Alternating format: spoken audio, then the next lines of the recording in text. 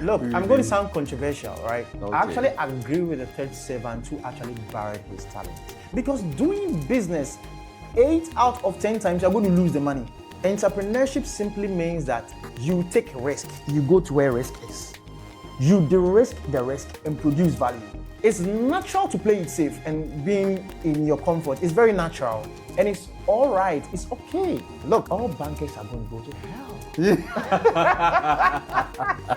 For behaving this way in our economy. What do you mean? Look, if you are playing it so safe, it's like, I get it. Our environment is too risky, right? And their favorite term, bankers' favorite term is NPL, non-performing loan. This is how capital flows, if you want to understand capital. If you look at your salary, about 80% of that money is going to those things. 80 to 90% of that money will find their way back to the rich who are building businesses offering you those services. This is the Prince of Egypt podcast. My name is Kusi Brempong Jr. And I'm Michael Jamina. Beautiful, Michael. Michael, Yeah. I'm actually thrilled that we are having this podcast. Yes. It's been a long time coming. It's been a long time coming. We had discussions last year, wanted to talk, do the production, and I think God's time is the best. It's always the best, Michael. Yeah, that's wonderful. But I hope everything is fine. I'm good, your side? I'm doing great myself. Thank you. Wonderful. Yes. Wonderful. Yes. We had some wonderful conversations last year about the parable of The parable of talent. Yeah, yes. And I think that would I went back to it. Per the things you were talking about, I think I have beautiful questions to ask you. Okay. I think we'll have a good conversation. Shoot, I'm here. Okay, so we see a man who wanted to go on a journey, gives talents to his servants. Yes, and he tells them to occupy till he comes. Yes, we see that some servants go ahead to do, but the other last servant goes to bury his talent. Going to bury his talent. Why do you think that he did that?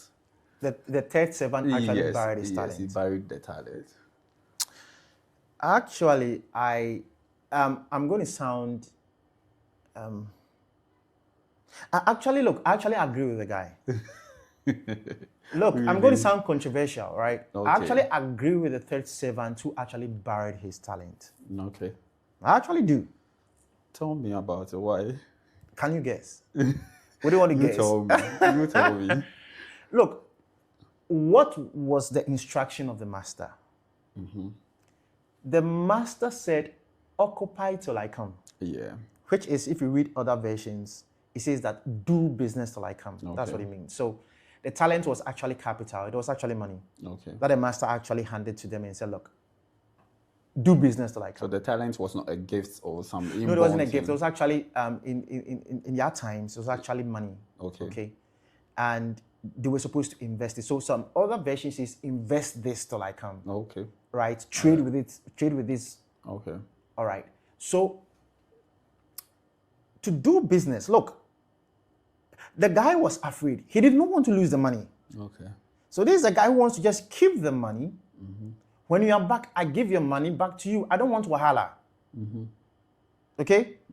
Because doing business 8 out of 10 times, you're going to lose the money. 8 out of 10 times. Look, so if you look at how VCs play their playbook, when they are doing their investments, they realize that even if they invest into 10 startups, 8 out of 10 will fail. Yeah. 2 will survive and do well. So it's risky. If you look at the probability, it's very risky to do business, right? If I take the money and I go and put it in, I save it somewhere in a safe, your money is safe with me. When you come, I give you your money. We don't have a problem. We don't need problem. So I actually agree with him. Business is too risky. Let me explain what entrepreneurship or business is. Okay. Entrepreneurship simply means that you take risk. You go to where risk is. You de-risk the risk and produce value.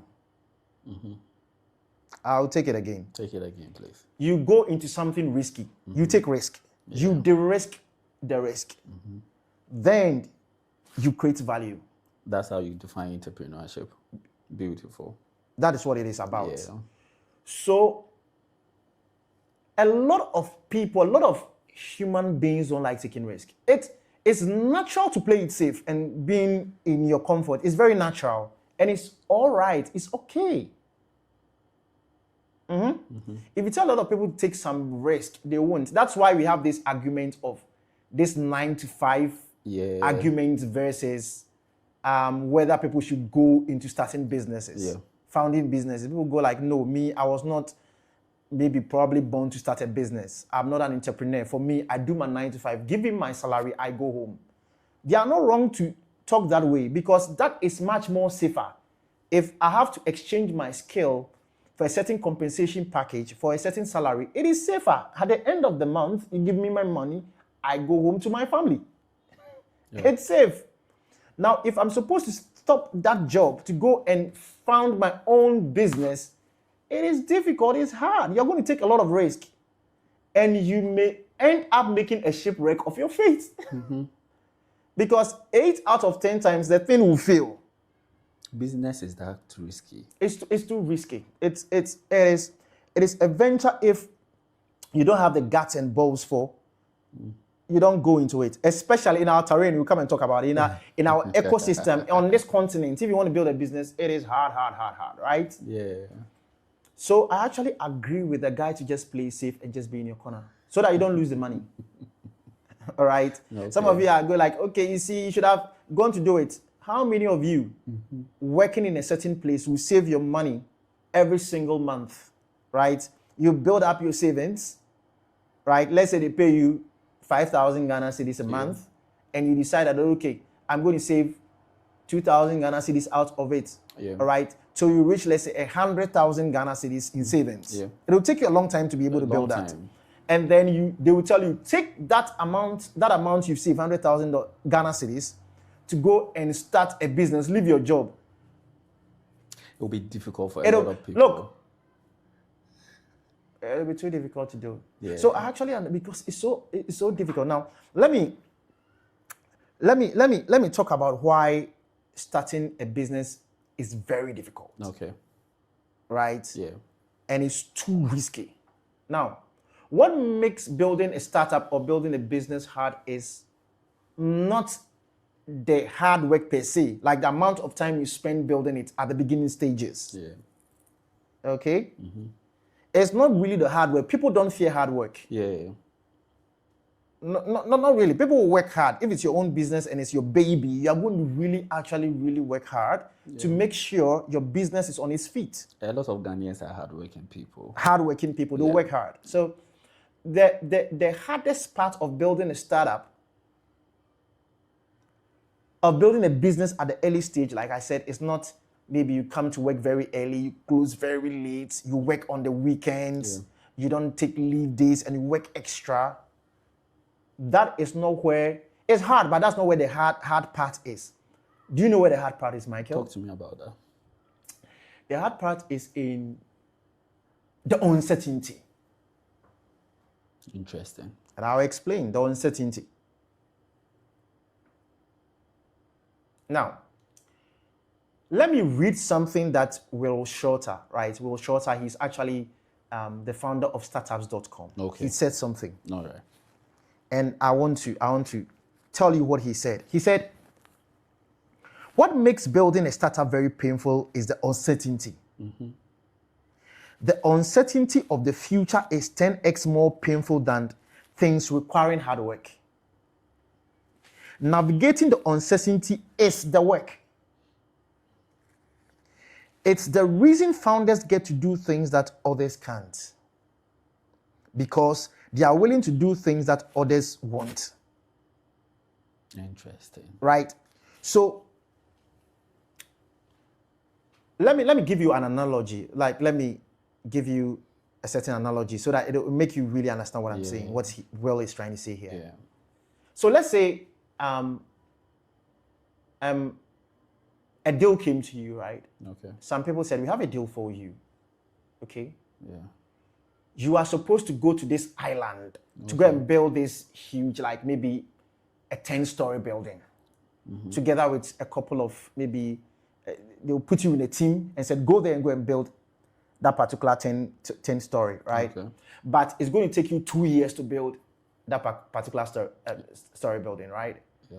And when you're going to that island, you're not going to take your phone. You're not going to see your friends and your family. They're going to isolate me. They're going to isolate you for 2 years. Interesting. And you're going to build that, all right?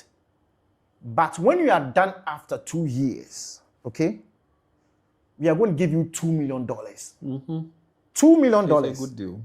$2 million now. So for you to know they are serious, they're going to give you a contract to sign, bring in your lawyers, we do everything. Then they put the money in an escrow account. Yeah. And the condition is spend 2 years on that island. You're not going to see your friends and your family, your wife, your kids. You're not going to see them. And that you and the other team, you're going to take 2 years to build that thing. But in the moment you are done after 24 months, that money is yours. Interesting. So now, that money is certain that you get it. It's in an escrow account. You sign a couple of documents with your lawyers. Everything is done. All right. Yeah. Because me and the team have the ability to do the work. We'll be able to do. Yes, you have the ability to do the hard work. The sacrifice will be the hard work and the isolation I would have to endure. And the isolation you have to endure, right? Okay. Question: how many of us listening to us right now will take that deal? Almost everybody will take the deal for $2 million. I would do for $2 million. Yes, it's because it is certain you get the money. That's right. So I'm sure your wife will go like, you tell your wife about it, your wife will go like, oh babe, go, I'll take care of the kids, go. You'll be all right. We'll separate for 2 years, then we'll come back together. We'll come back together knowing that after 24 months, bro. $2 million, it can change a lot of things. Can go for some shopping, you know. Of course. You're going to throw some party. $2 million, our lives have changed forever. Yeah. Right? So that won't be a problem. Yeah. So you go there and you work after 1 year, you keep working. Even if it's hard, your mind is on something that is certain. Yeah. So you do the hard work, you're going to have bruises, you're going to sweat, you're going to get tired, but as you still do the thing and the months pass by, you're thinking, oh boy. You're counting your days. You're counting your days, right? $2 million. You're thinking, what will you buy first? You're thinking, Charlie, what will I buy first when I get the $2 million? You're thinking, right? I'll go some vacation. On some vacation, right? With your family, you're going to have some chill. I mean, you chill, right? Yeah. That's not what business is. When you are starting up, that's not what it is. It is not certain that you're going to make that profit and that revenue. That is business. That is when you are starting up. After the sacrifice, isolation, whatever after you do. After the hard work of building a startup and putting your savings into it, going to raise the funding, it is not assured that you are going to sail through. Business is difficult. Building a startup business is difficult. Yeah. It's so uncertain. Yeah. You don't know whether the currency will depreciate, the macroeconomics, right? Yeah. You don't know whether the regulation will change, especially when you are doing business in Africa. It's even worse. It happens often in our terrain. In our terrain, right? Yeah. You don't know what will happen to you, and you do. And so entrepreneurs do hard work. A lot of people do a lot of hard work. Yeah. Right? They don't take leave. They may even do their work throughout the weekends. Work. Yeah. Go to work early in the morning, come back home late, and still you are not sure. You're not sure. The business will survive. It's not certain. Yeah. After all the hard work. So that is why it is so uncertain and it's so difficult. I understand the reason why you said you would go with the guy's choice. I'll go with the third guy. Master, go and put the money somewhere. Give his money back to him. Then we all, then we all have our peace. It's your money. Come and take your money. Yeah. All right? Yeah. So that is why, because it's difficult. If you, like I said, if you do 9 to 5, it's safe. Yeah. It doesn't mean don't do your 9 to 5. Do your 9 to 5. But at the end of the month, you have something coming to the account. You know wahala. You go home. But starting a business, trying to employ people, the banks, especially on this continent, the banks are not really give you loans, right? Yeah. You try and put your small savings together. Probably maybe your uncle or your auntie or mommy or daddy gives you some little amount to start, and you employ some few people to start with you to do the business, right? It's hard. Now, even on this continent, I like the joke Aliko Dangote actually cracked recently. Yes. Talk to me about that joke. He said that on the judgment day, Yeah. God will say, how many of you are entrepreneurs from Africa? And when they raise their hand, God will say, all of you go to heaven. You cannot suffer twice. You can't go to hell. You can't suffer twice. All of you go to heaven. All right? Because especially doing entrepreneurship is difficult. But if you're doing it in Africa, it is much more difficult. Very difficult. Right? You are facing a lot of storms coming at you, a lot of challenges. So if you are an entrepreneur in building a business in Africa, look, I salute you and I applaud you. You are doing remarkably well. All right? Even if you failed a number of times, you've done well. Because it is risky to do business all around the world, but in Africa, it is much more risky.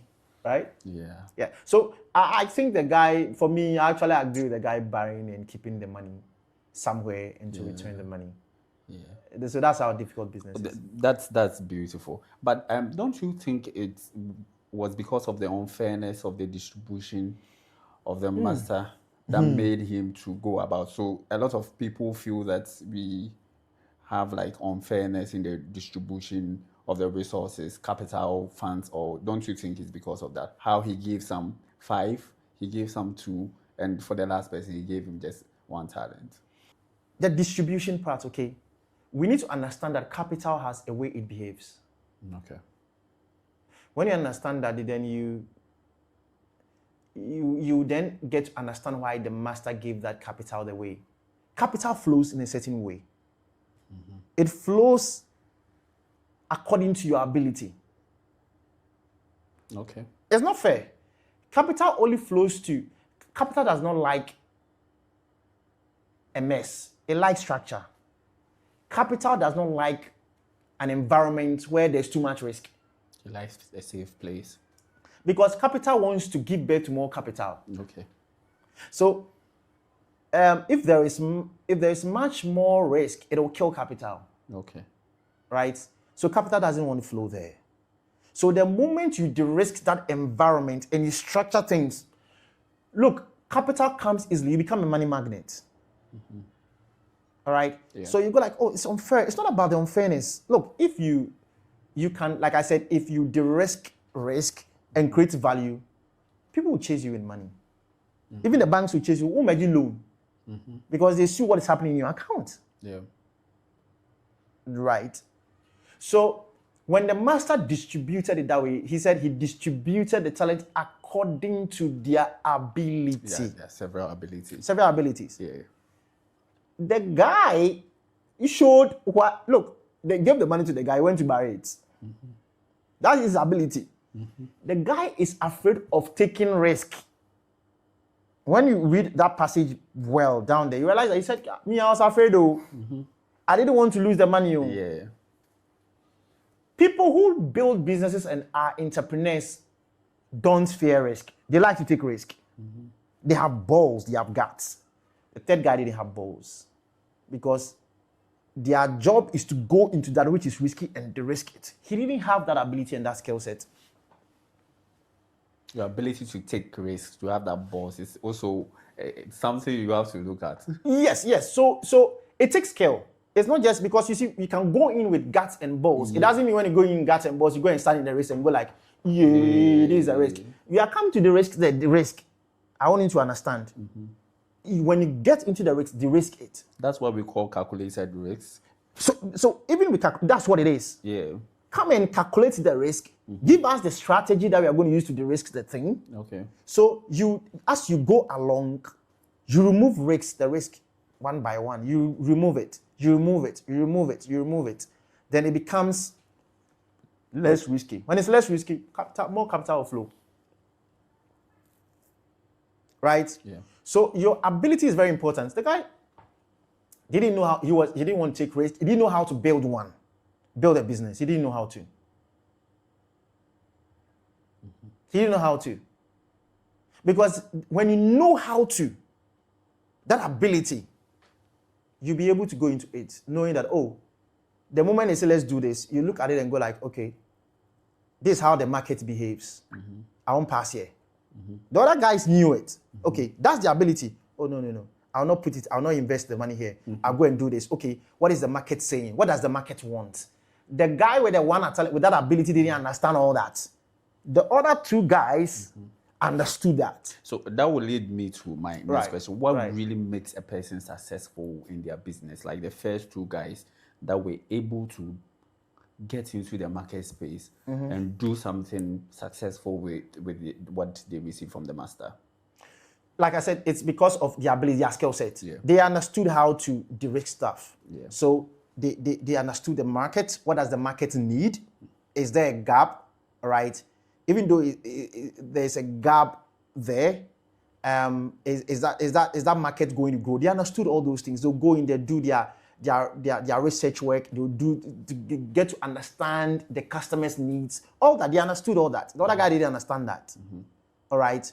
So because those guys could see that, they know, okay, if I put the money here, and you see, because they have that ability to do that, what then happens is that they're able to see things the other guy with the talent can't see. Because these guys are skilled at this thing. So you give them money, they're going to do it. They know exactly where to put the money. They know exactly how to grow the money. They know exactly how to grow the revenue. They understand how to build their business model, their business strategies. They understand. The other guy just didn't understand. All right? So the master knew that, okay, let me test them. He's not going to give that guy 5. So he had already seen in them that this is what they He said their ability, according to their ability. So the master had a database of their ability and realized, okay, I'll give this guy 1. Let's see what he'll do with it. To the extent that the master even said that, even if you couldn't do it, I get it. Why didn't you at least put it in the bank? So the others had very good skill sets, and when they were given that, they were able to then do business with it. So, interesting. But the master's instruction was for them to do business, like you explained, for them to just take the risk. So you mentioning the various factors, and on top of that, they have the balls to also get into it. They have the ability to take the risk. But unlike the last servant, he wasn't able to do that. So then, what are some of the things entrepreneurs do and they fail in their business? Some of the things they do. Sorry? Some of the things they do. What are some of the mistakes entrepreneurs and businessmen do that makes them fail in business? Right. Especially in the startup ecosystem. Right. I've seen a couple of, there are a couple of, I'm going to compare 2 friends here. Okay. I knew who were building business. Okay.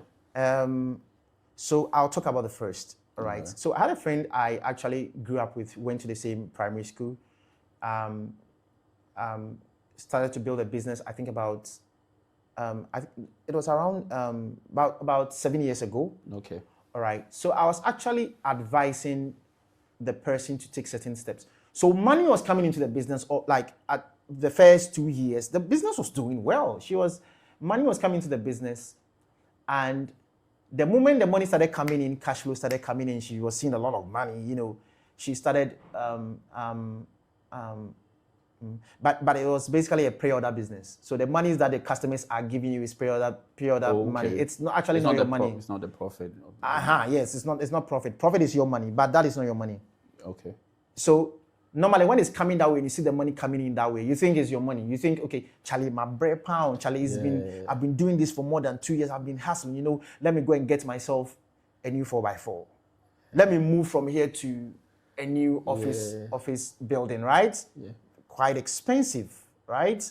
Yeah. Okay. Where I live, my apartment where I live in, Charlie, I have to now move to a new apartment. Maybe if I live in a 1-bedroom apartment in a certain normal neighborhood. You have to step up the game. You have to step up the game, right? So that when you go for family meetings, exactly. When you go for family meetings, we'll break it through. Yeah. They can say, we have to wait for Michael to come for the family meeting before we start, right? Interesting. So you want to then change your car. You want to move to maybe East Legon, or to match where you've got into, because the money is coming and you can pay for the rent and all that.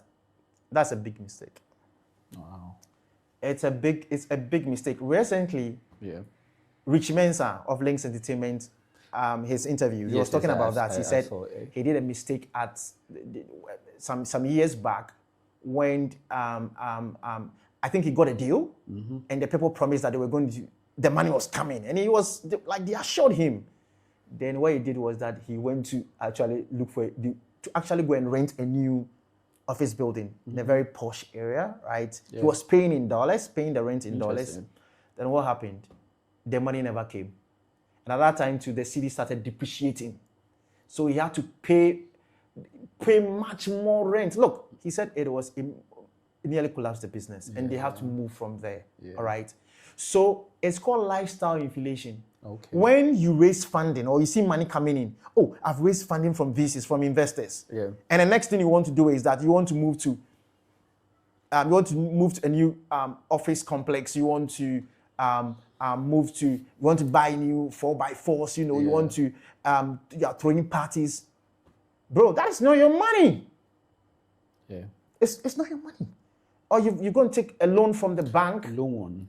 And it's like, okay, if you look at it, the way the business, it will do well. It will do when you do the projections, bro. Projections on paper is not projections in the economy, on the ground, it's totally all right? Different. Because things will change. The currency may depreciate, right? Regulations may change, and your business is going to go under. So the person that I knew that we grew up together, building the business, I was advising the person, won't you calm down? Like, I mean, because the money, the cash flow was coming in. You know what happened? Regulations changed in the economy, and the business went under. Wow. And the person was in so much debt, and people are chasing the person for the money. So, you see, when you raise funding, or you see a lot of money coming in from customers, or you're going to take a loan, a certain money has come to you in large sum, calm down. And buy your lion of Waka now. Yeah. He said the same thing. He said, look, I'll give you money. Normally you come to me as an angel investor and I'll sign a check for you, give you money. And by the time you realize that people are Charlie, they see the money, no, means their lifestyle have to change, right? Yeah. No, calm down.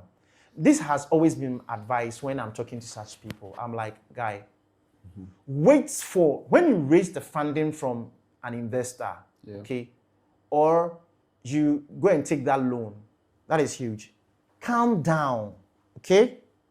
It's not your money. Calm down. Wait for 1.5 years to 2 years before you can go and now buy all those things. It will come. When the money's coming, you enjoy. Don't worry, it will come. Yeah. But allow the money that you're going to collect, okay? All right? Yeah. The money that you're going to raise, allow that money to now multiply first. And see that you are doing very well. Yeah. If you give yourself 1.5 years to 2 years, you will see how the money behaved, right? Yeah. The capital you actually raised behaved. Yeah. If it's doing very well, then you can now decide to now go like, okay, you know something? Let me go and get myself a new car. Yeah. 1 year in business is very short, right? Yeah. So hold on. 1 year, 2 years, you will be fine. You are not going to die. Okay? Jeff Bezos had this old car that he drove for a long time. So calm down. The idea is that if you build a great business and it becomes very big and you scale it, that is a trophy, not a car. Make sense? It makes sense. Yeah. You see, usually the idea is that he wants to step up, maybe in production, in office space, or some other, so let me expenditure. So usually that is the idea. The moment there is funding, the moment there is a loan, we're able to come up with something. We just want to expand or do something. So expand, beautiful. Into what? Not to Opex.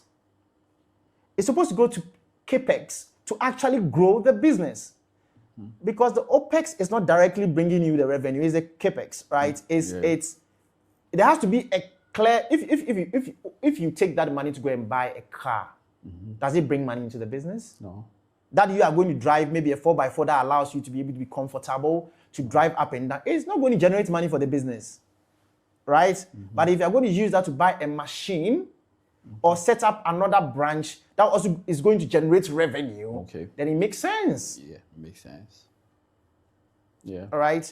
Then you enjoy your profit. It's not that, right? So you're going to use that to now grow Capex, to grow the side of the business that is going to bring you money. because the Opex is taking money from you, right? So just calm down. Okay. So I also had another friend, the second person I was talking about. Yeah. You know what he did? Tell me. He's the MD of the company, and the other partners are telling him, look, we want to buy a car for you. It's a 4x4. Okay. And he had this old Elantra, very old. All right. One time I sat in it and the car was making noise. I said, Boga, your car is making too much noise. And at that time, just around the COVID, before the COVID, the other person was like, Charlie, you are doing all the work. I want to buy it. The company should buy a car. So it's for around you. the same time. We're looking at the two people you are talking about. Yes. So now, so they wanted to go and take, I think, a car. They're going to pay in installments. That particular car company it's a tier rubber, and so it was in dollars. They're going to buy it for him. You know what my friend said? My friend said no, he was not going to actually take that car, so they shouldn't buy the car for him. Oh. He's been using his old Elantra up to today. But it's still making noise. He deserves it. He deserves to. He deserves it. But let me tell you what happened. Okay. Bro, let me tell you what happened. So he did not allow the company to buy the car to spend on that. Right. Then fast forward into 2022. The currency started to depreciate. Yeah. So if they had bought that car, they're even going to pay in installments. Right? In dollars. And 2022, the CD, before the CD started depreciating, remember, there was around, I think, $1 to 6 cedis. By the time we got to the end of the year, we are around the dollar to the cedis around, it's like $1 is about 16 cedis. Yeah. It was gone. Yeah. The business would have gone under. Just that car could have killed the business. Okay. So he took the wise decision. He didn't see what was coming then, but to him, they were still building the business. They have not arrived yet. What is the rush to go and buy a new car? Yes, his Elantra is making a noise, but he would drive it like that. And he took a wise decision. The other person that I knew didn't take a wise decision. The person exited out of the business. Why? Lifestyle change. Lifestyle. The taste. Yeah. You have to be very careful. So every business person should have that ability to sit on money and make sure your business is able to grow. You don't tamper with your funding, but make sure that you are looking at, maybe if you would want to enjoy yourself, you are looking at your profits. Sure. Right? Not looking at the capital that comes for you to build the business. Sure. It's interesting. It's interesting because you've introduced me to a lot of interesting startup people that were able, them that had the discipline to sit and grow the business, and them that had the money entered their minds, they went to. So you tell me, where do you think where should I give myself the break? Because I realize that some people would say, I've worked, I've not gone for vacation for years. You know, we've heard some of the CEOs say. What do you think? Should it be a personal decision, or we should look at it, how do we look at it from the business perspective? Yeah. So when you want to build a business, from the startup period to when the business becomes a business, like doing very well, becomes a trophy everybody's celebrating you for, 10 years. 10 years. I'm telling you. 10 solid years, yes.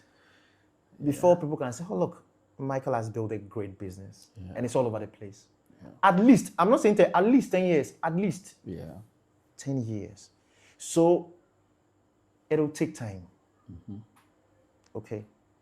And when you start off at the very early stages, it's very crude. That part is hard, it's crude. You're trying to figure things out. People don't believe in you. Customers don't believe in you. Investors don't believe in you. So you have to work and work extra and keep going. Look, you'll be hit with things. You fall to the ground, you rise up again, and you keep going, you keep going, you keep going, right? And so you don't really have work-life balance. Yeah. You don't. And if you listen to a lot of entrepreneurs, they'll say, look, I missed my children's PTA meetings, I missed their birthdays. It's a passing through because it takes a lot from you.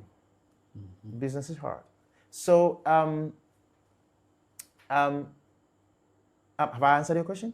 Yeah, I get it. Back to the parable. Sure. We see the return of the master. Then the master's judgment was really interesting. He has it was. a way he dealt with the servants. Let's talk about that. Shoot. So the first two servants that were successful with their business, he praises them. He gives them the commendations that they've really done well. They are good and faithful servants. Sure. Then he comes to the last servants.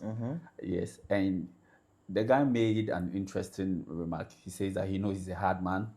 He doesn't want to. It's austere. This man is a difficult man to deal with. Yeah. That was the reason why he went to bury it. And the master said something that I want us to talk about. He said that, can we read? Oh, you can read it. You can read it. Yes. In Matthew chapter 25, verse 26. The master, okay, let's start from the verse 25. Right. He said, I was afraid I might disappoint you. So I found a good hiding place and secured your money. I love the guy. Here it is, safe and sound, down to the last cent. The master was furious. That's a terrible way to live. That's a terrible way to live. It's criminal to live cautiously like that. If you knew I was after the best, why did you do less than the least? Why would he say that? He did not waste your money. He gave it to you just as you gave it to him. Why would you give it to that? No. He didn't bring the capital back. And I'll argue why the guy didn't bring the capital back. He didn't spend even one. He did not bring the capital back. He brought less the capital. Really? Yeah. Okay, I'm listening. So let's say the master is gone for let's use 5 years. Case in point, 5 years. Bro, if you give me 100,000 Ghana cedis 5 years ago, in this economy, that's 100,000 that you gave me 5 years ago is not the same 100,000. Yeah, you're right. Right? That money will devalue. Yeah. So, one, inflation. Yeah. Right? And two, currency depreciation. Yeah. So, if I gave you that same amount of money, right, I've actually lost the money, part of the money. That's what it means. You see? Yeah. So, I think that a lot of people don't see it that way. They don't see it that way. He just thought he was just a righteous person. He didn't want to see that way. do it. Look, he lost some part of the money, right? Yeah. The only way to make sure you are keeping the money and doing making much more returns on that is to do business. Now, even in there, the master said something that actually advised him he could have done something. Yes. What did the master say? The master was furious. That's a terrible way to live. It's criminal to live cautiously that. Interesting. If you knew I was after the best, why did you do less than the least? Okay, then what did he say? The master say? The least you could have done would have been to invest the sum with the bankers, where at least I would have gotten a little interest. A little interest. So he says, why didn't you just invest it? I think one of the what is it, Matthew or Luke? Then let's go to the Luke's accounts. Sure. Luke chapter 19. He uses a certain word, yeah. Luke chapter 19, I think verse 21. To tell you the truth, I was a little afraid. I know you have high standards. Sure. And hate sloppiness. And don't suffer fools gladly. 22, he said, you are right that I don't suffer fools gladly, and you have acted the fool. Why didn't you at least invest the money in securities? In what? Securities. In securities. So I would have gotten a little interest. Beautiful. Remember that the master is not saying take this talent, this capital and go and invest in securities. That's not what the master said. He says do business. Do business, occupy till I come. That okay. But if you couldn't do the business, you could have bought securities. So securities is the least. When you invest, so it's not even good, but investing into government securities. Look, will make you some interest on top. Yeah. But it's the least. It's It's the like least you you could are. do. That's not even a master's instruction, but you take it like that. Okay. Yeah. At least you make some interest on it. So if you look at the interest rates, right, and you compare, then you vis-a-vis the inflation and the depreciation of the currency, you have to also factor that. Even if you invested in securities, whether it was in fixed deposit or in a treasury bill or in government bonds, and look at the rates on it, and you come and vis-a-vis the inflation and the currency depreciation, you may also end up losing money. Yeah. It's true. So it depends. Now, putting it in securities is you take it like that, but the master doesn't still want that. And do you know what we do most of the time? A lot of people like to play it safe. Look at the way our banks are behaving. Look at the way our institutional assets are behaving. Right? And when you're talking about institutional assets, we are talking about pension funds, insurance firms, and then sovereign wealth funds. I think it would be a nice topic to discuss. We will talk about it later. So our commercial banks and have a lot of money sitting on their balance sheets, the same as the institutional assets.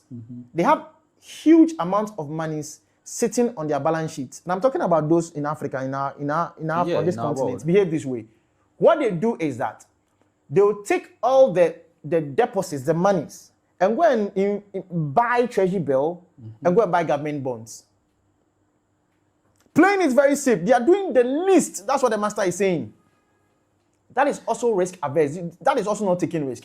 Because the master's instruction is, if you want to do great things for me, do business till I come. So if the bankers are not going to take money, the monies, because what's the work of a bank? They do intermediation. What is intermediation? People come and save in your bank. The deposit. Deposit. You take that amount of money, okay, and you give it to businesses as loans, so that it grows the economy. The businesses pay the loan back, right, with the interest. Then you pay the depositors back plus extra interest on top. The banks are not behaving that way. They're not even doing their work. All right. Do you know what they are doing? They are actually taking that money to go and play. They are playing it very safe. So they are putting it in government securities. All right. So I have. Where's the camera? I have. Take your time. I know. By the time I'm done, I'm sure some of my banking colleagues are going to call me, right? Because I worked in the bank for over a decade, right? So keep your comments coming. We would like to hear from you. Look, I know they'll call me after, but I'm going to say, look, listen. And so God, have mercy on me, because I was a banker before, but have mercy on me. Look, all bankers are going to go to hell. That was a hard one. All bankers are going to go to hell for behaving this way in our economy. Okay. What do you mean? Look, if you are playing it so safe, it's like, I get it. Our environment is too risky, right? And their favorite term, bankers' favorite term is NPL, non-performing loans. I understand it. I get it. But look, the only way we are going to build something great and build great economies is we must take some risk. And like I said, risk is not jumping into the risk and say, okay, let's put money, let's give them loans. No, I'm saying de-risk it. Build structures that de-risk all those things so that we can push money and grow the economy. Okay? Because do you know what happens? When you buy the government securities, okay, government then take that money you give them to support the budget and to do what we call the consumption item part of the budget, the recurrent expenditure part. They are not going to use that money to go and build infrastructure and to invest into businesses. No. Right? So by the time when you do that, the economy won't grow. We will all suffer. Jobs won't be created. People won't get jobs because the more people get jobs, they are getting a lot of they are getting wages and all that. They will save more with the bank, and the bank's balance sheet will actually increase, right? So we need to take some risk. And the same thing as our institutional assets, pension funds, insurance firms, and sovereign wealth funds, they're also behaving the same way. The same way. They have a lot of money sitting on their balance sheets.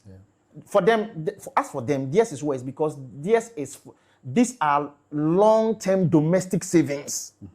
Because for pension, it will sit there for long. And you know what they do? They also take that same, as for theirs, it's worse than the banks.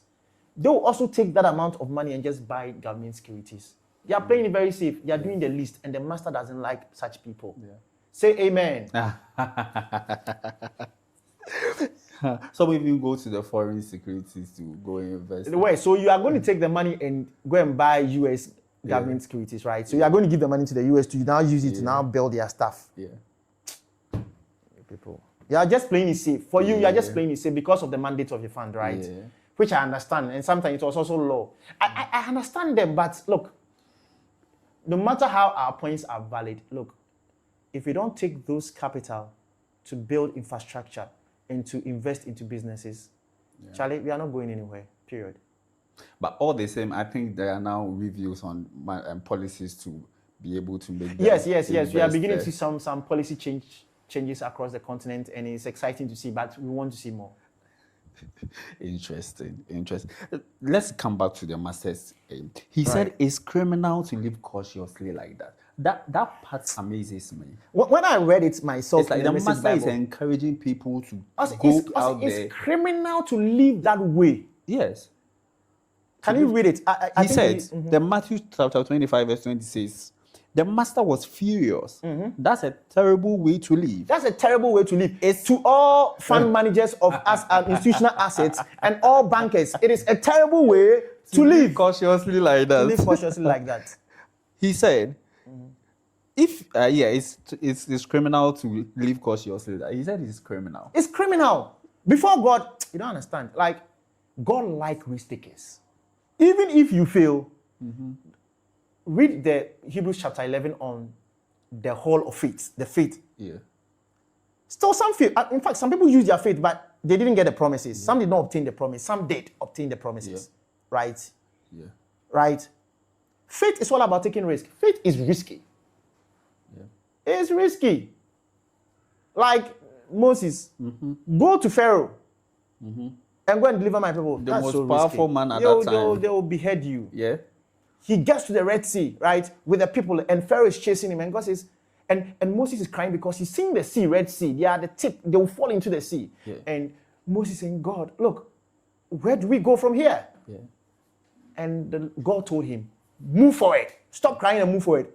Like, move forward into the sea. We will drown. God says, move forward. When they moved, God moved. Faith is risky. And all throughout scripture, we see people take risk like Look at Daniel. They said, nobody should worship their God and pray. Daniel said, I'll go and pray. If you pray, you're going to the lion's den. It's risky. What about if God doesn't save you? Look at the 3 Hebrew boys. He said, we throw into the fire. But do you know what the 3 boys said? He said, even if God doesn't save us, because they also understood that they may not obtain the promises. If God doesn't save us, we'll die anyway. We don't care. It's risky. Right? So the master doesn't want you to live that way, where for you are so risk averse. God doesn't like such people. It is criminal to not take risk.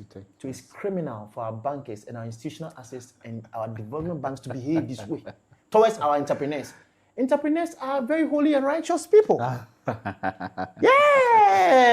the foundation is broken, what can the righteous do? Right? The right Aliko Dangote, entrepreneurs will go to heaven. But the bankers, I know they're going to call me. It's criminal to live cautiously like God doesn't like that. God doesn't like that. And I remember I was thinking about one thing I said I would ask you about. Among the 3 servants, right, we see that there was no mention of a servant that did business with his talent and failed. There was not a mention of that. I wish scriptures could give us something that, so one of them also went to do business and failed, but scripture doesn't talk about that. Right. Yes. Yes. It didn't say something about somebody. Probably maybe somebody went to do the business and Yeah. actually lost the money. Yeah. But like I was saying before, even with the scripture I used on Hebrews 11, Yeah. some did not obtain the promise. They took risks, but they did not obtain the promise. Yeah. They lost. They actually died. Right? But the scripture said they all died in faith. Because And God is happening to them. faith. So when you take the risk and you even lose just by that, for me, I think the master will still be happy with you. Because he knows it's risky. And the master knows that risk, you can lose in risk. All right? You can lose in risk. And it's sometimes some just will die. It's as simple as that. What do you say to business and entrepreneurs, business owners and entrepreneurs who think like they did a project, they started something, they failed, and what do you have to tell them about this? If you're an entrepreneur and you did you started a startup and it didn't work, it failed, you did your best, it just failed because of probably maybe the macroeconomics conditions, and it's really not your fault, right? Kudos to you. Look, you've done well. You've done your very best. You employed people. It's not easy to employ people, right? To create jobs. You've done well. You took the risk and you did what you had to do, and things happened. Kudos to you. All right. Kudos to you. You've done well. Okay. Yeah. So kudos to you. You've done very well. Because even if you look into the VC space, right? Yeah. Entrepreneurs who have failed in the past, right? They failed, and sometimes it's really not their fault, like I said, but the business just failed because of some conditions that changed. Yeah. VC still love such people. They tend to still, if they want to start their second startup, Yeah. they might receive funding easily than you if you're a first-time founder. If you're a first-time founder now coming to start off, you don't have an experience. The reason is being the other guy has an experience. Yeah. All right, we can look at what happened. Why did it fail? Maybe, like I said, in macroeconomics, a regulation changed, or like maybe currency depreciation, something like, we can look at all that and realize, okay, this is where the problem was. Probably it was too early before the market. Like what happened with Webvan, right? If you look at the Webvan story, it were too early for the market, but it was a good business model, right? If you look at Adam Newman of WeWork, right? So he failed in WeWork, and he's building a new startup, and A16Z, right? Ben Horowitz and Mark Andreessen, they gave him over, I think, a $400 million check or so. Very huge. I think $430 million or so. To build the second one. So we have people who fail in one and they still get funding again. All right, because their experience, they've learned their lessons, they've had their scars in battle, they are much more ready to fight again. They could take that failure to become a learning process. Yes, failure is a learning process. You fail if you don't fail, you can never learn. The more you fail, the more you realize, okay, this thing doesn't work, right? Yes. And most successful business, they will tell you about their failures. They had many Look, failures than even success. if you look at Aliko Dangote, failed a number of businesses. It's not like today we are praising Aliko. Aliko failed in a number of businesses, from textile to flour to, I think he did aviation, was it? Something. Even when you take some of the refineries, it didn't work. Like they couldn't continue with it. So you're going to fail at some of the things. All right, you will fail, and it's all right. It's part. You can't get 100%. It's impossible. It's impossible. All right, that's fine. Let's come to the scriptures again. Verse 20. He says that take the 1,000 and give to the one who risked the most, and get rid of this play it safe, who won't go out on a limb. Who won't go out on a limb? He's playing it safe. He doesn't exactly. He's playing it so safe that Charlie. But he tells to take the 1,000, the little the guy has, and give to the one who risked the most. Yes. So I told you, go like risk takers. He says, take the little he has and give it to the one. Why is that? Even had the master's judgment is I think there's a certain verse on that, right? Okay, then let's go back to the Luke account, Luke 19. Okay.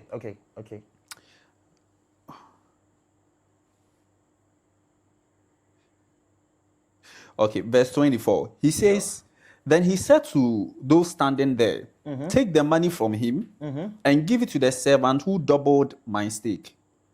They said, but master, he already has double. He already has double. So when he said, that's what I mean. Risk your life and get more than you ever dream of. Risk what? Risk your life and get more than you ever dreamed of. Boy. Play it safe and end up holding the bag. Ooh, play it safe and you end up holding the bag. Interesting. Right? So I think it's in the King James, he says that he that had. Uh-huh. Okay, let me take it from the King James version. King James, yes.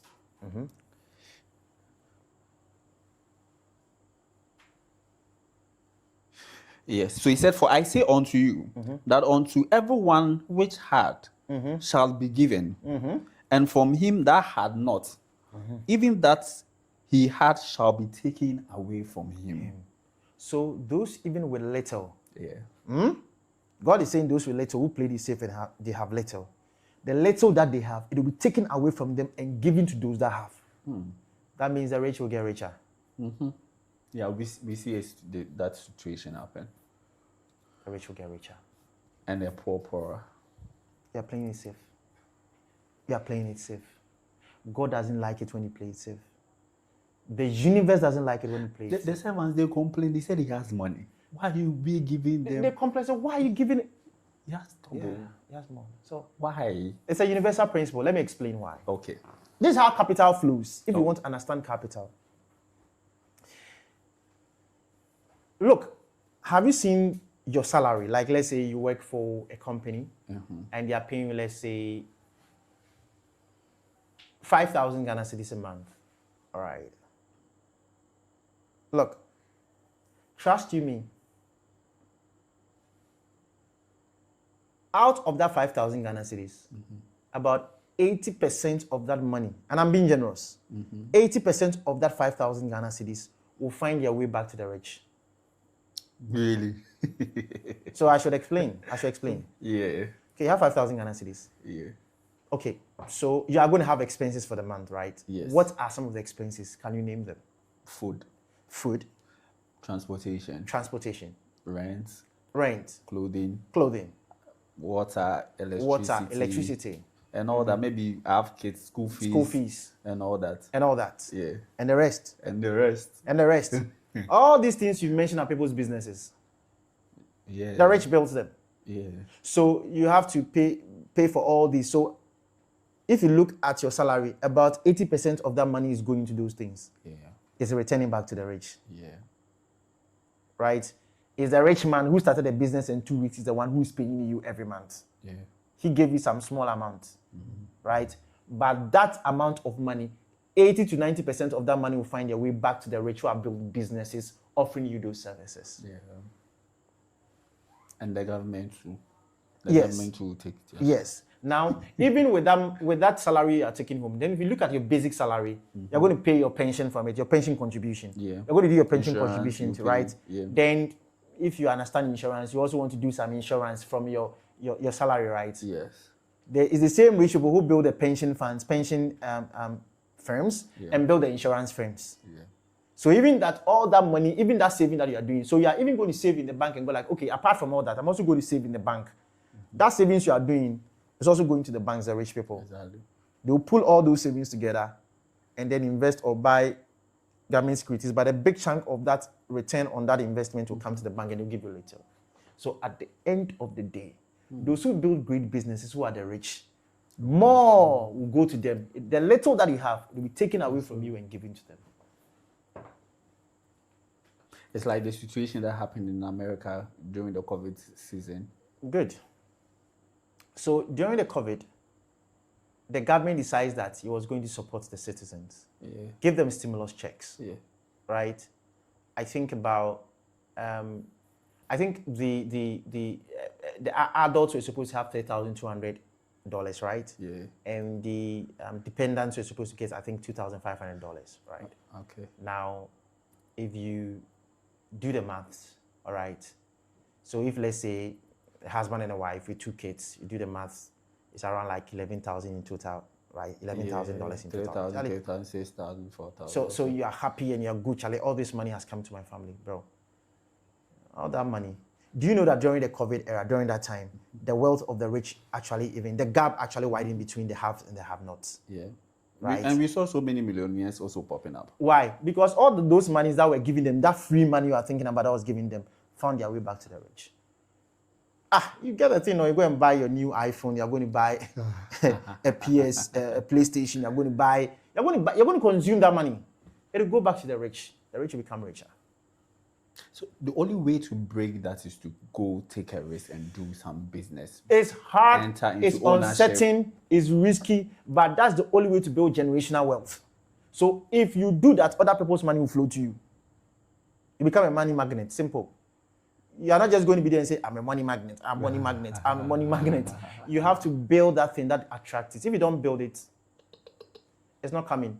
The little you have will flow to them. That's how money flows. It's like water. It flows from highlands to lowlands, period. It's not going this way, no. So it's risky. It's uncertain, like I said. But if you do not do it, forget it. Forget it. Forget it. So I remember I saw a tweet from a friend, tweeted that this year I'm going to ride a G-Wagon in the name of Jesus. So when the person tweeted that, I was went to also reply, it's not going to happen in the name of Jesus. Oh. Say Antichrist. It's not Antichrist. You are receiving 5,000 Ghana cedis. You want to get G-Wagon. How are you going to get a G-Wagon and even maintain it? The Lord will provide. It's not going to happen. If you want to get a G-Wagon, it's either she's building a business or she rises to the top of the organization where a compensation package is so huge that she can afford those things and maintain it. She has to take the risk. She has to go into the market space and take. But she will tell you, no, I can't. I'm doing my 9 to 5. I was not born to be an entrepreneur. So it's okay. If you have to understand that, like I said, like Will Shorter said, there are things now founders who have built great businesses can do because they took risk and have built great businesses that others can't. You can't just do it. If they are buying the most expensive watches, they enjoy. They are living in the best of mansions, the best of cars, and private jets, and go like, oh, I receive it in Jesus' name. You are not going to receive it because they took the risk that you didn't take. You are doing 9 to 5. 9 to 5 is very safe. But it's fine as far as you can do 9 to 5 because you also need those doing 9 to 5. But you have to be content with what you have. Yeah. If you say, I receive it in Jesus' name, you are being very greedy and covetous. You don't want to take the risk, period. So those who take the risk, because like I said, those who take the risk too, they die. They die. It will not work and lose it. So, but that's the only way to actually really build generational wealth that you can pass on to your children's children. Yeah. Period. Wow. That's so much interesting conversation. I think that you've really enlightened my mind, especially with the way God sees business, the way we are supposed to go out there, take a risk. Yeah. God's mind about that is interesting. It's interesting. My last will be that maybe I'm a 9 to 5. Like, how would you encourage me to transition from 9 to 5? How would you just give me a simple advice about Beautiful question. Okay? Yeah. Increase your value. In the space I am right that now. You are in the organization that you're in. If you increase your value, trust me, you can build your generational wealth through that. How do I increase my value in the market? The next episode, we are going to talk about that. So, the next episode, we are going to really talk about that. How you can do 9 to 5 and still build generational wealth. Yeah. Than somebody who's even wanting to do business. Yeah. All right. Yeah. So we really do have more coming. Yeah. All right. Then we would encourage you to keep your comments coming. We would want to go to the page, subscribe, like, join our community, like our videos, subscribe to our channel, and share the link. Share the link.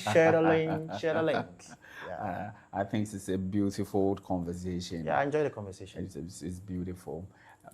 I don't know whether you have any last thing to say to your viewers, anything. Oh yeah, I mean, this our first episode, and we have more coming up, and you're going to love some of the contents coming up, some of the episodes coming up.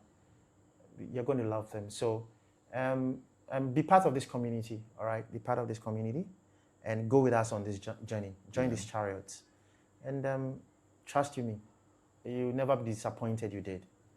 All right. Yeah. Yeah. So, see you on the next episode. God bless you and God bless Africa.